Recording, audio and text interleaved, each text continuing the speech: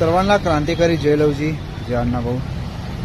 आज खरं तर व्हिडिओ बनवण्याचा मुद्दा असा आहे की ज्या ज्या वेळेला अन्याय अत्याचार होतो आणि त्या अन्यायाला ज्यावेळेस न्याय मिळतो तर न्याय मिळाल्याच्या नंतरला तो माणूस आभार हा कधीच व्यक्त करत नाही, कारण तो कुठेतरी स्वतः सुद्धा दुःखात असतो, संकटात असतो।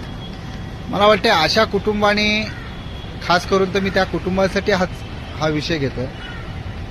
प्रत्येकाला माहिती असेल की राजाभाई सूर्यवंशी यांनी आतापर्यंत अनेक कुटुंबाला न्याय मिळवून दिले आणि हे न्याय मिळवून देत असताना कुठेतरी स्वतःच्या मनाला सुद्धा खच्चीकरण होतं।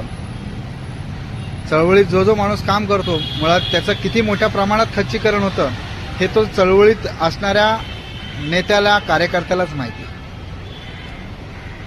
पण त्याची जी काही इच्छाशक्ती जी वाढवायची असते त्या कार्यकर्त्याची, त्या समाजातल्या नेत्याची, ती माझं असं मत आहे की त्या माणसाचा ज्या वेळेला वाढदिवस असतो ना, मुळात त्यावेळेला खऱ्या अर्थाने भरभरून ज्यावेळेस शुभेच्छा मिळतात तर पुढचं आयुष्य, पुढचा एक वर्ष, एक टप्पा, काही लोक म्हणतात की वर्ष कमी होतं, परंतु तो त्या टप्प्याकडे जाण्याचा बघतो की मला आणखीन काहीतरी करायचं आहे, आणखीन लोकांना न्याय द्यायचा आहे, आणखीन राजकीय प्रवाहात माझा समाज कसा येईल ह्या विचारामध्ये तो माणूस जगत असतो।